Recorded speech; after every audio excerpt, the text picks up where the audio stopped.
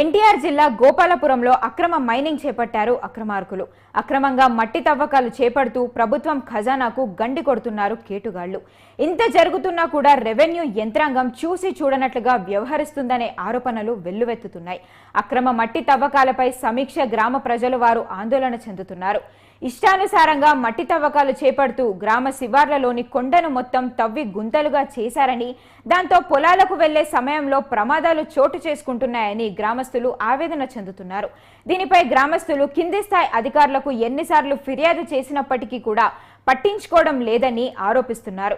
దీనిపై స్పందించిన కోడూరు తహసీల్దారు ఆశయ్య ఇక్కడ మట్టి తవ్వకాలు జరుగుతున్న విషయం తమ దృష్టికి రాలేదని తెలిపారు. మట్టి తవ్వకాలపై ఇప్పుడే సమాచారం అందిందని, దాంతో అక్కడికి సిబ్బందితో కలిసి వెళ్లి తవ్వకాలు చేపడుతున్న వారిని పట్టుకునే ప్రయత్నం చేయగా వారు పారిపోయినట్లుగా తహసీల్దార్ తెలిపారు. అక్కడ ఉన్న వెహికల్స్ ను సీజ్ చేశామని, వారిపై కేసు నమోదు చేసినట్లుగా తెలిపారు.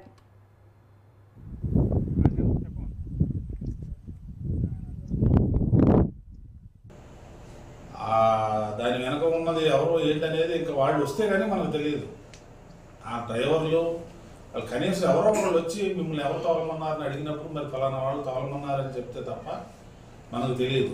మరి ఊహించుకొని నేను ఒక బాధ్యత గల ఉద్యోగంలో ఉండే ఊహించుకొని నేను ఇలాగే చెప్పకూడదు.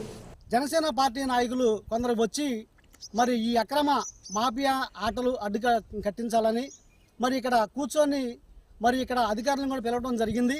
కొంతమంది చెబుతూ ఉన్నారు ఇది నాయకుల కనుసైగల్లో నడుతుంది, మరి ఈ అక్రమ తోలకాల్లో నాయకులకు కూడా మరి సంబంధం ఉంది అని చెప్పేసి మరి ప్రజలు అనుకుంటున్నారు.